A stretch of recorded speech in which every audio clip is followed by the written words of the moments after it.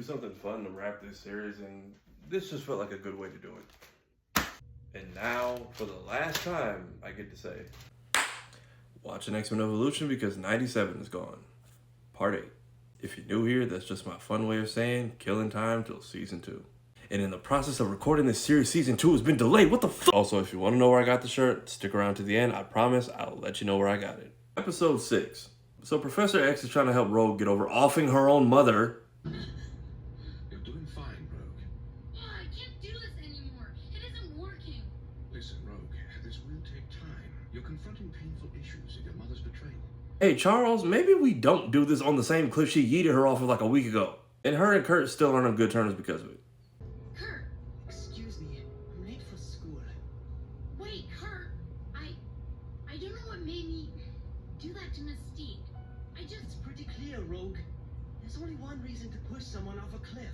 And after this, she gets kidnapped by Gambit. I've been watching you for weeks, Rogue. You're such an unhappy girl.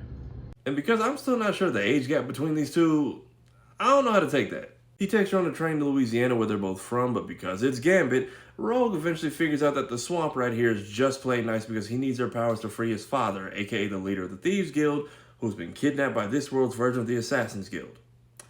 Or because this is a kid's show, the Rippers. They free Bad Dad, the X-Men show up in time to help and save the day, and the two say their goodbyes. It's very clear that this show recognizes that they have a connection in the original series and another media and pays homage to that, but they clearly have no plans to fully go in that direction. Episode 7. So during a training accident, Kitty gets saved by a girl named Danielle. She joins the Institute and during a training exercise, brain blast everybody. Turns out she's a telepath, but I don't really blame her for freaking out because look what they had her doing. Surprise number 1, you get left behind. Surprise number 2, a team member vanishes.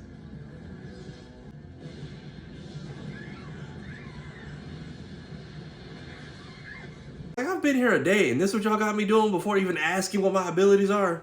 Or if I can even contribute to this exercise? I don't know what I'm more shocked by, that lapse in judgment or the fact that the professor's wheelchair has all-terrain tires because how did he get down this cliff? And on top of that, the girl has night terrors that affect other people. She makes Wolverine relive the Weapon X program, Storm suffers from her claustrophobia, and basically chucks Chuck into Days of Future Past. The next scene is equal parts sad, funny, and heartwarming because now the adults are awake at like 4 in the morning stressed out contemplating life like Stu Pickles making pudding. And because it's her roommate, they get Shadowcat out of bed. Kitty, I'd like to see you downstairs. Danielle is sound asleep. I bet she doesn't even know what happened. And you're sure she never left your room? I'm sure. All right, Kitty. Go on back to bed.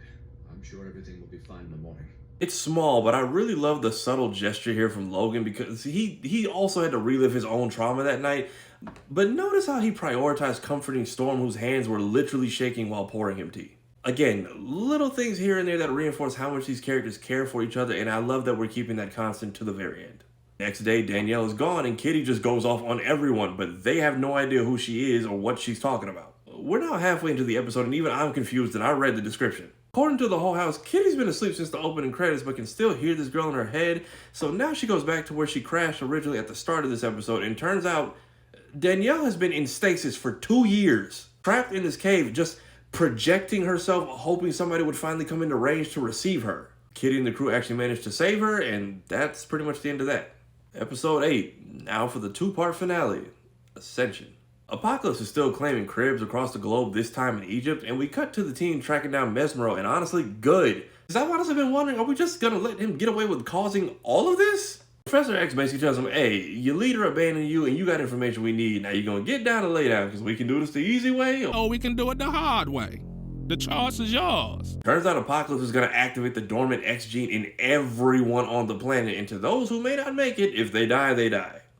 Professor, Jean, what are you? you're going to confront Apocalypse, aren't you? Yes, I am. Jean, if something should go wrong, I need you here alongside the X-Men. You're not coming back, are you? Nope. Him and Storm go out there and get cooked immediately. This is no longer in Sabanor. This is Apocalypse. And of course, because they nosy, the whole team watched this happen when they weren't supposed to. Nick Fury comes over to call off the X-Men from retaliating because the Sentinels are back, and of course, America would think the racist robots are the solution to this problem. The Sentinels launch a multi-attack on all the Apocalypse places, but surprise, surprise, everyone's actually alive, and the people we thought were gone have actually been turned into his horsemen. Now, 3 out of 4 I understand. How Mystique came back is beyond me, but hey, who cares about that? Chuck's legs are working again. Wolverine takes charge and basically tells the kids that they need to recruit everyone they can. Kitty goes to the Brotherhood Mansion, and the only person she can get, and really the only one who's worth anything and that she needs, is Wanda.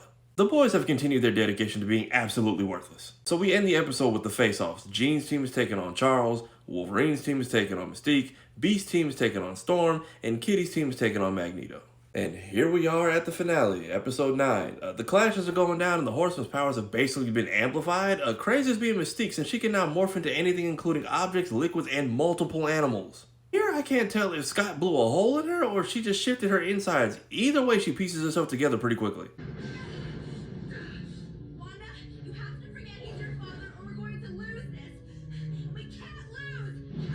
Yeah, they lose pretty fast after that. But thankfully the Brotherhood shows up and finally they make a good group decision for once. I'm not gonna lie, the Horseman's powers pretty much beat the brakes off everyone this entire episode, and surprisingly the Hail Mary play here is Leech, and using his powers to shut down everything. And in another timeline, things played out a lot differently for him. So after taking down her own mother again, Rogue sneaks into the temple to clean up the mess she made. You've used us for the last time.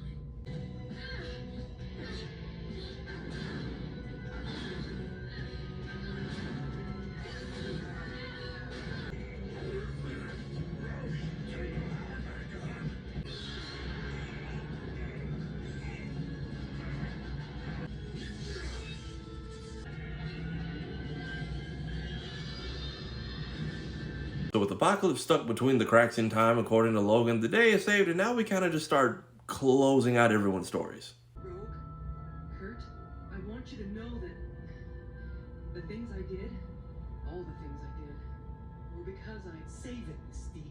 Even you don't believe your excuses, so just leave us alone.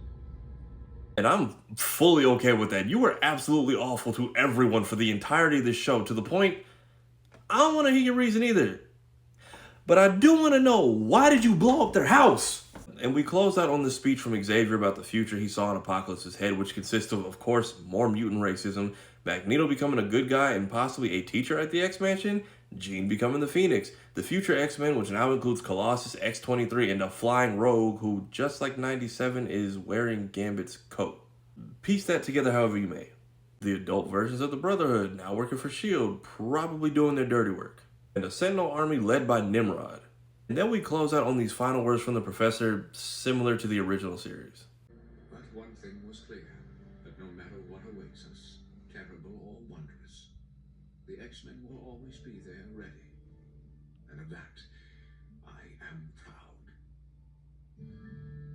And what I love about this arc in those last few moments is that it really felt like this show's way of letting us know that at any point they could have easily rehashed or told their own version of a popular X-Men story, and instead they just decided to tell us their version of the X-Men. Telling unique stories, doing their own twist on characters, making new characters, some who would outlive this show and others who died with it. Again, I loved seeing a mature Logan alongside Charles and Storm basically playing proper foster parents. And if you've been watching long enough, you know I joked a lot, especially in the beginning, about the main cast being high school kids in this show. But it's such a unique take that's done and fleshed out very well. I doubt this will get the 97 treatment, but I wouldn't be against one more season or like a movie or like an hour special based on this franchise. Overall, this was a fun, hell of a run, and one I would give a solid 8.5. Also, in the process of doing these reviews, other shows people have recommended to me are Wolverine and the X-Men and Avengers Earth's Mightiest Heroes, both which I've heard are good, but also get canceled and kind of leave you hanging at the end. If I do another series, it'll probably be a short show, and honestly, I've been considering IGPX since I just picked up the HD remaster. Unique plot, star-studded cast, quick burn, easy to follow. Now, obviously, I'm not finna leave y'all hanging. VirusClothing.com's where I got this one from. It's where I got the others y'all see me wearing in the other reviews. As you can see, they got plenty of the designs in shirt, poster, and tank top form. Go over there, get your fix, tell them I sent you. Personal YouTube channel, still chasing that magical number 2000. If you want to see my full review of this show or the original 90s animated series, both of those you can find in this playlist here. Podcast channel, we are about 80 away from 4K. Aside from weekly conversation and convention interviews, We are also doing live reviews of Agatha All Along and The Penguin, Tuesdays and Thursdays, 8 p.m. Eastern, if you want to join the conversation. Open to everybody, all opinions welcomed. Also, I have these if any of you would like to donate towards the content I create in the future. I have some really dope ideas I want to try to do next year. Any and all contribution helps and is appreciated. Thank you again so much to everyone who tuned into these, whether it be past, present, or future. Every single interaction was appreciated, and y'all made this all the way more fun. But until we meet again, be easy, my X-Men.